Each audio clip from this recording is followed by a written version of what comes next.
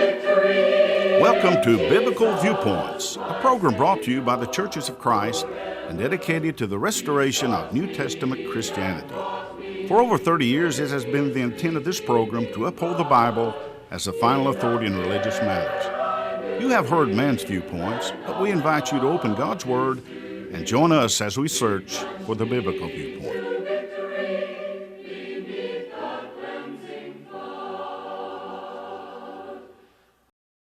Well, Drew, we begin to see some things in 2 Corinthians 8 that will continue now in chapter 9, because there's no division of chapters and verses, of course, so we're in the same context as they continue to discuss this contribution. And the Macedonian area and church at Corinth had decided to help these poor saints over at Jerusalem, which was a great thing to do. Yes. But in doing that, I think Paul, by inspiration now, is trying to help them to see there's more to this than what meets the eye. And we really want you to see it's the heart that matters. It's not the action necessarily that you're going through. You can go through the right action, be wrong, because your heart's not right in the sight of God. So I think he's really getting down to some meat here now that we can pull some real valuable lessons from. Oh, certainly so. And he's going to say some things here. I know he's still on the collection, but he's going to say some things here he hasn't said yet. Yes. And that's I think that's really important to pick up on. He's going to say a lot in 6 through 9, particularly to us as givers, of how we need to be. And he's going to say a lot in 10 through 15 about how God is towards us. Exactly. I think there's a lot there. Yeah. Let me tell you about this. In chapter 9 and verse 1, he starts out with the collection again. You're probably thinking, with a host of other people, man, he's really beating this collection thing to death. He's really hammering this home.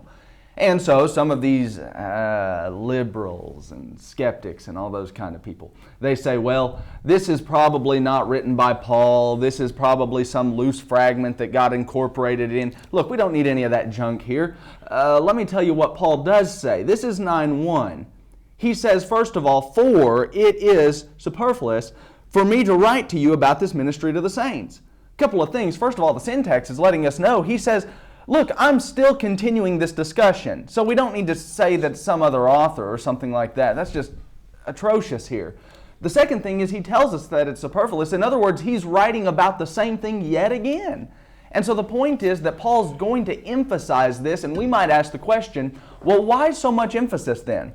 Why is he bringing up the collection yet again? And he's going to continue a 15-verse discussion after just having discussed it for 24 verses. I think there's a major couple of reasons.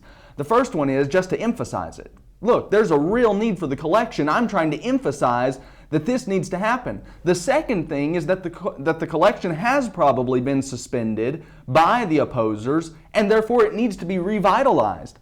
And the content of this chapter is it's just going to smack of that all across the chapter. In fact, as you look in 9, 2 through 4, he's going to tell us that we need you to be zealous about this. He's really trying to bring home the major point, which is not only that the collection needs to be completed, but that it needs to be completed with zeal so that others might be revitalized to engage in it as well. No need for this junk about how it's not really from Paul's hand. Of course it's from Paul's hand. It's part of the letter. Okay, look at this then. As we look at chapter 9, verses 1 through 5, we're talking about the collecting church. Well, 6 through 9 is going to be about we as givers. It's going to be about us as givers. And then in chapter 9, verses 10 through 15, he's going to talk about who God is as a giver. And so that's kind of the breakdown of where we're headed in chapter 9. First thing we're looking at is the collection and as it relates to the church, the collecting church. We'll look at this in chapter 9 and verse 2. He says, I know of your readiness, of which I boast about you to the Macedonians. We talked about that in chapter 8, didn't we? He was boasting about them. He did it in 7. He said to them, I've been telling about how you're ready to give. Well, they can't very well just abandon the collection then, can they? And then he says this, namely that Achaia, that region, as set over against Macedonia, another region, not cities, regions, he says, has been prepared since last year. And verse 2, he ends it and says, your zeal has stirred up most of them. Well, isn't that good to hear? Well, look at this in verse 4. Verse 4, he says, otherwise, if any Macedonians come with me and find you, Corinth, unprepared, we, not to speak of you, will be put to shame by this confidence. What's he getting at here? Well, A couple of things. First one is this. He's first saying that this collection has been in preparation at Corinth for a while now. Last year. He said that in chapter 8 and verse 10. In chapter 8, verse 10, he said, who were the first to begin a year ago? The collection, it would seem, from my reading of Acts and Corinthians and Romans, it's been in starting since about AD 49, back in Acts chapter 15 at the Jerusalem conference. They started this collection, so says Acts 15, Galatians chapter 2, all for the purpose of helping the poor saints at Jerusalem. Well, this is now the year somewhere around 55, 56 AD. This is about 6-7 years later. But the collection hadn't started at Corinth until Paul got there, probably around 54 or 55. So he says, look, at Corinth, the collection's been in preparation for about a year now. And he says it's still not complete. The saints over in Jerusalem have been hurting for 6 or 7 years. Let's help them out. But then there's something else in chapter 9, verses 2 and 4 that he really gets at, and this is what I was saying just a moment ago, and that is that the zeal that we have as Christians, or the lack thereof, is highly infectious. Look at this in 9:2. He says, your zeal has stirred up most of them. 9:4, he says, but if you're not zealous about the collection, that too will affect. Friends, it is imperative. Have you ever heard somebody say the actions speak louder than words? Well, that's true. That's very true. You can tell people all day long, we need to be excited about Jesus. You can say all day long, well, we need to love being Christians. But if it doesn't come through in your attitude, your actions, your zeal, it won't amount to a hill of beans. And Paul is saying to Corinth, it doesn't matter at this point how much money you give. If you're not energetic about it, it's not going to accomplish the effect that we're needing it to. You need to be energized. You need to be zealous. And that has an effect on saints as well. You see, there are people in this world who get humdrum about Christianity, that we want none of that. That's what Paul's getting at. We've got to stay impassioned for Christ. And so people will see that passion, they'll see that confidence, they'll see that zeal, and it is infectious. It will cause them to want to be excited about Jesus as well. We talked last week about Acts chapter 16 just in passing. But when Paul and Silas were in a cell and they started singing and praying towards God, the jailer picked up on that. All over the Old and New Testaments, you can see people who were in the right relationship with God, and when they have a zealousness to stand up and do what is right, it impacts others. Think about Daniel in chapter 6, Daniel 6, where he's in the den, and Darius, this pagan king, ends up saying, your God will deliver you. In the end of it all, Daniel 6, 24 through 28, what happens? Darius ends up singing praises before God. What happens in Daniel 4? Nebuchadnezzar, another pagan king, saw his zealousness for God. What happens at the end of Daniel 4, 34 through 37? He ends up singing God's praises. You see, we as Christians, we have more as a responsibility. It's not just about the facts and the data, though those are involved, that's for sure. But the point is this, if we're not energetic about Christianity, that will come off. We've got to be engaged, we've got to be motivated, we've got to be determined to do the Lord's work and to be motivated about it. People will get on board. They'll want to be energetic about it as well. Eddie, Corinth has a wonderful opportunity to stir up Macedonia, and Macedonia is already being used by Paul in chapter 8 to stir them up. Exactly. One preacher said one time, zeal, enthusiasm, doing what you're supposed to be doing, is as contagious as the measles. And and it is. When people see their zeal, they get zealous as well. Yes. You're talking about being excited. I went to a place to hear a friend of mine preach one time, and he was gone, but they had another fellow preaching in his place. And in a very low, soft, no enthusiasm kind of voice said, we need to get excited about Jesus. I thought, man, he's excited, isn't he? And I thought, my, if that's exciting about Jesus, then no wonder nobody cares much about Jesus. Yes. It is exciting to be a preacher. It's exciting to do the work of a Christian. It is an exciting work. And we've got to demonstrate that. And the Corinthians were doing that. Yes. And because of that, others were wanting to get on board as well. Pet peeve somewhat, but how about our singing? I can't stand when we go and our singing sounds like it's a funeral. Yeah. And I talked to one professor, Bible professor, a couple of years back, and he kind of touched me on the arm and he said, Drew, he said, I can put up with a little bit of bad preaching. He said, but there's no way I can stomach bad singing. That's about right. We've got to be zealous about it as well. That's exactly. It's just as important as the preaching. Yes, and that's other parts right. of it. So we do. We need people to see that we are excited about what's going on, because if we don't, we're not going to be very convincing to them. Now in verses 5 and 6, you got Paul again alluding to this gift. And this gift stands in contrast to covetousness. You know, the Bible will say, and we'll get to it later, but God loves a cheerful giver. That word in the Greek means a hilarious giver. Well, sometimes brethren don't seem too hilarious when the giving is done. But and that doesn't change what the Bible says about it. But this gift stands in contrast. Somebody says, how little do I have to give and be pleasing to God? That to me says, that's a covetous person. They're wanting to keep as much of their money as they can keep for themselves and give just as little as they can to God. When people have the concept, how little can I attend and be okay? How little can I give, be okay? How little can I do what God asked me to do and still be all right?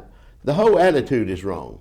It's not how little must I give. And Jesus, throughout the books of Matthew, Mark, Luke, and John, taught lesson after lesson that says, do what you can and then some. Turn the other cheek. See the go law, give him your coat as well, and so on. The whole principles are setting forth that Christianity is not about me. Christianity is about serving God, pleasing the Lord, and serving him with all of my heart, soul, mind, and strength. Verse number 5 of our text says, therefore I thought it necessary to exhort the brethren that they would go before unto you and make up beforehand your bounty. Now watch, whereof you have had notice before, that the same might be ready, a matter of bounty, and not covetousness. See the contrast? Do what God's asked you to do. Don't be covetous. But this I say, he that soweth sparingly shall reap sparingly. He that soweth bountifully shall reap bountifully. I was watching a show on TV, a court show this morning, and the lady was sued this guy because of she didn't think she got a very good deal out of it. And the judge on more than one occasion said, you get what you pay for. You go cheap, you get cheap. You get what you pay for. And he tried to emphasize that to her. What is the Lord saying here? You want cheap, just sow very little, and that's what you get. But if you want to be blessed abundantly, then you give abundantly. Now this has got to be stressed from the heart in a contrast of that between covetousness. God's gracious gift is better than the greed of human beings. And so when you look at the Bible, Drew, we're seeing here, now the Lord's getting right, or Paul is getting real close here. Yeah. To starting to meddle instead of preaching. And he's trying to say, look, this is about covetousness. This is about God's liberality. Now, was God covetous toward us, or did he give the best? He gave the best. Absolutely. That's right. Yeah, look at this in 6. And this is what Eddie's getting all over. But in chapter 9 and verse 6, he says, now this I say, he who sows sparingly will also reap sparingly. He who sows bountifully will also reap bountifully.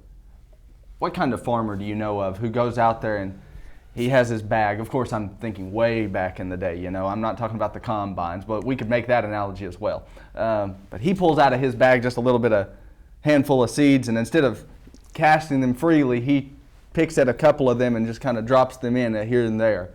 What kind of crop do you think he's going to get? Probably none. It's going to be next to nothing. But what about the sower who pulls out a whole handful and sows the seed quite liberally? Well, I think his crop will be just fine. And that's the point that Paul's making. The sower who doesn't sow much seed can't reap much of a crop. Well, so it is with the collection. Those at Corinth who were actually just picking the coins out of their purse, and they were kind of just dropping a coin here or there for the collection, and instead of like giving bountifully with a good heart. Paul says, if you're doing it that way, you're just picking at your coins and you're not giving liberally. He says the people at Jerusalem aren't going to have much of a return. This isn't going to pan out well for the church. He says this is not going to be worth much. And they need help. And so it is also this. If you don't give, he's saying, like the sower, your crop personally won't be great. Imagine here we are on Judgment Day, after living 70 years, let's say. And after 70 years, we stand there before God on Judgment Day, and he asks how much we gave of our, I know we're talking about money here, but of our time, energy, or money for God. And we say, well, God, concerning time, I gave you a few minutes every Sunday. I paid attention to about the first 2 minutes of each lesson, and maybe there when they extended the plan of salvation. I kind of focused a little bit on Jesus' death and the Lord's Supper, and I sang a song or two, but I didn't really engage in the worship service. And at the time, I didn't do anything at home either, never taught my children. Well, and then energy. Well, what about my energy for God? Well, I'll tell you right now, God, I was never very energetic. Now, I love sports. Oh, I love sports, and I can get energized on Saturday or Friday or Sunday night watching football. But when it comes to worshiping God, my heart's just not in it. My energy's not there. Oh, and something else, I can get all fired up about cars or guns. I can get fired up about those things. I'm energetic about them. But when it comes to worshiping God and doing things for His benefit, yeah, I never was much on that. And then we say, well, what about our money? Well, God, I gave you a $10 bill occasionally. But, oh, you got to see my new nice truck that I've just put a wonderful down payment on. You know what God's going to say on the day of judgment? It shows. It shows. You see, folks, we've got to give of who we are. It's got to come from the heart. And that's what Paul's getting at. If you sow to God, whether it's your time, energy, or money, and he's talking about money here, but if you sow in a very restricted way, it's not going to amount to much for your Christianity. You give to God liberally. Watch what kind of person you'll transform into. Haven't we heard something like that? Oh, we did. Look at this in 3:18. Back in chapter 3 and verse 18, he said this. He said, "But we all, with unveiled face, beholding as in a mirror, the glory of the Lord." When you really see the glory of the Lord, you pour your time, energy, and your money into it. It says you're being transformed into the same image of Christ. Chapter 4, verse 6 says, "From glory to glory, just as from the Lord, the Spirit." The point is this. When you give to God, watch who you become. Yeah, you may not be replenished completely financially. Your energy, you may wake up in the mornings tired. And there may be days where you just don't have the same amount of energy. But after you look back after 70 years, you might take inventory and see, I'm a better person than I would have been if I hadn't have done the things for God. And that's the point that Paul's getting at. Corinth, do what's right. Give from the heart, Eddie. And it's simply because we need to be Christians. Yeah, and he's dealt with this largely already. But Drew, the idea is you can't outgive God. No, God's grace is limitless. That's right. And he makes a point about that. Let's go back to chapter 8 and just read a few of these verses together because they really stress a point that is valuable to us. It needs to be stressed. Back in verse 1 of chapter 8, 2 Corinthians, "Moreover, brethren, we do you to know of the grace of God bestowed on the churches of Macedonia." See, His grace, God can replenish the resources for giving purposes. He can take care of us. He's in control. Look at verse 4. "Praying us with much entreaty that we would receive the gift and take upon us the fellowship of the ministering to the saints." Verses 6 and 7. He says, "Insomuch that we desired Titus, that as he had begun, he would also finish in you this same grace also. Therefore, as you abounded in everything, in faith and utterance and knowledge and in all diligence, see that your love to us, see that you abound in the grace of God also." And then in verse 19, he says, "And not that only, but who was also chosen of the churches to travel with us with this grace." God's grace is limitless. And then in chapter 9, where we are, down in verse number 8, he said, "God is able." God is able. I love that statement. God is able. What's He able to do? He's able to make all grace abound towards you. And then in verse 14, "And by their prayer for you, which long after you, for the exceeding grace of God in you." Now, Drew, the grace of God is limitless. And because of that, we should be willing to give, knowing God will take care of us. Yes. He's in control. Yes, that's right. That's right. And that's what you're pointing out. He's calling it grace all along the place. Well, why is that? Because this is God's grace that gave through Jesus. And if He could give that well, you're not going to outgive God. That's right. There was a school, I won't reference which one, but the president at the time, this is back in the Restoration movement, earlier years, 1800s, they were lacking money.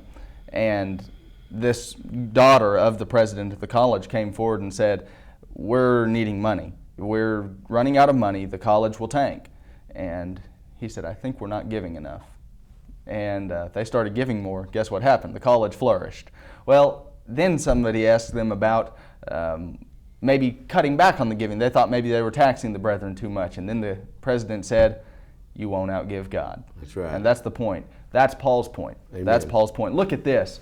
In chapter 9, we've seen in chapter 9, verses 1 through 5, we've seen the collecting church. There's a collection. They need to make it. That's what's said to Corinth. And then we've looked at the givers, the individuals who make up that church, verses 6 through 9.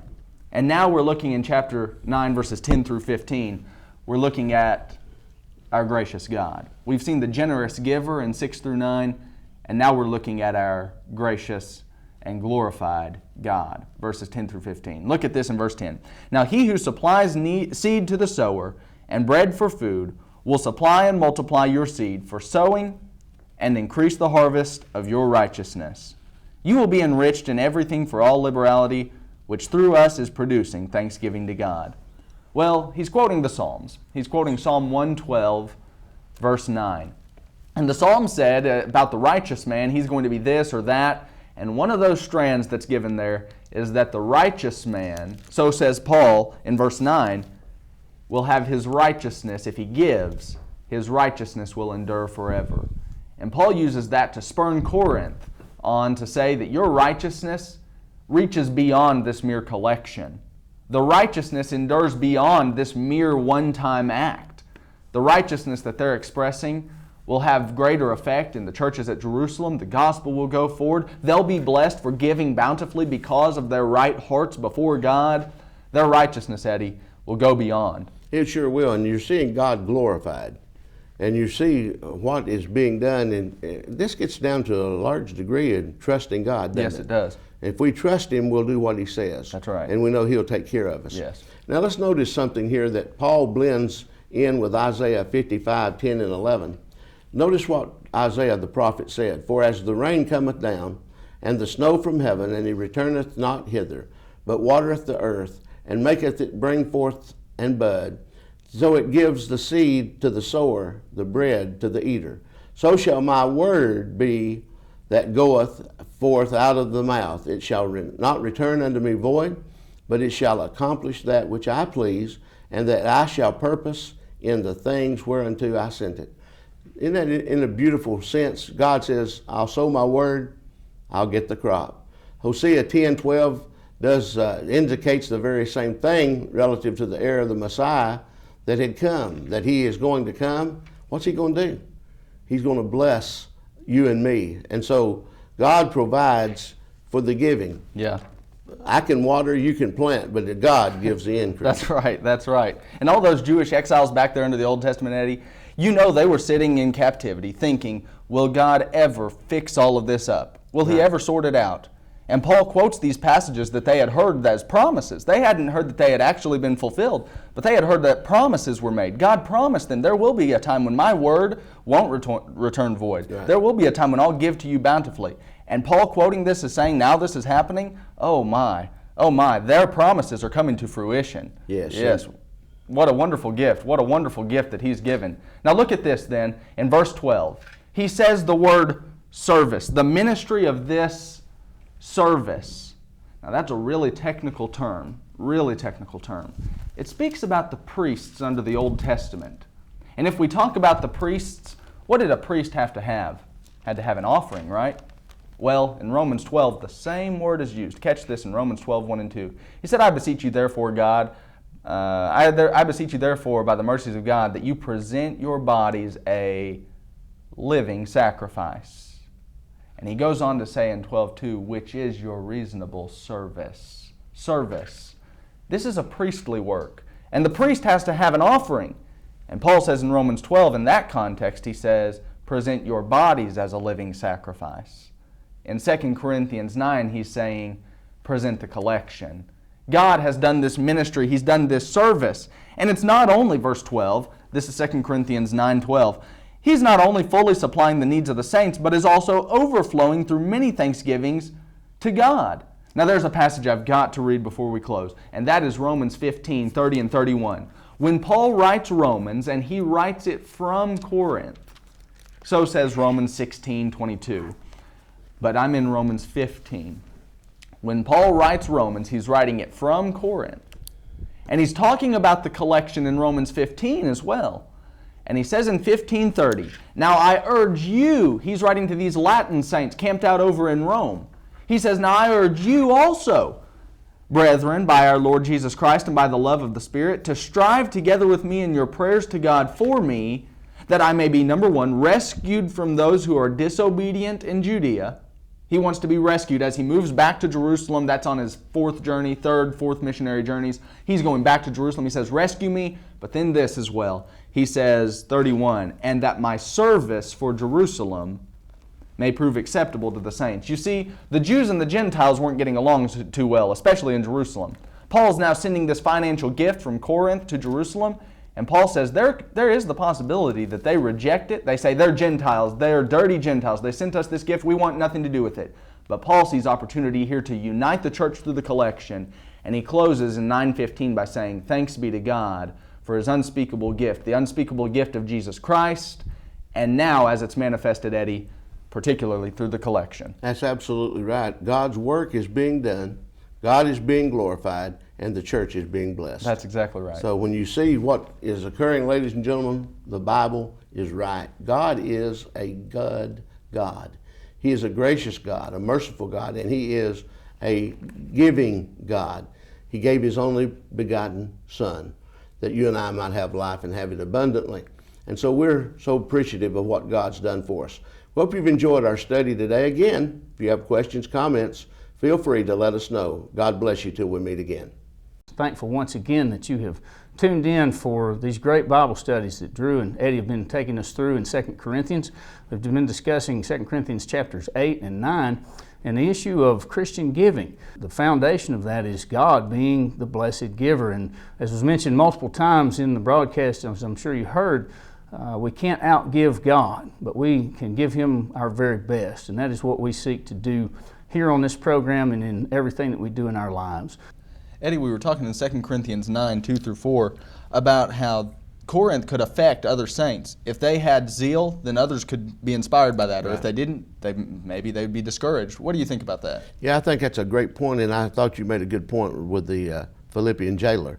You know, he asked him what they needed to do to be saved, but that was after the fact. He had heard them singing and praising God at midnight, praying in stocks and bonds. What an example they said. And I think Jesus touched on that, Drew, in the Sermon on the Mount. He said, you let your light shine before men. That don't mean you're shining it on you, but you let your light shine before men. They may see your good works and glorify your Father which is in heaven. Paul and Silas was glorifying their Father which was in heaven. These Corinthians, by doing what they were doing, was glorifying God, but they were creating zeal within others. Yes, that's exactly right. And that's what it says later on in 9:13. It even says, they will glorify God for your obedience. What an inspiration. Exactly. So obedience, Hebrews 5, 8, 9, is that which produces our everlasting life.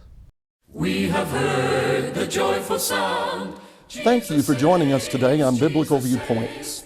If you have a question concerning the things taught on this program, desire to enroll in our free home Bible study course, or have some other way we may assist you in your quest to know the truth, you may contact us at Biblical Viewpoints, 137 East C Street, Elizabethton, Tennessee, 37643. In the meantime, we encourage you to find a Church of Christ meeting in your community and worship with them. You will always find a hearty welcome and a group of Christians eager to serve you.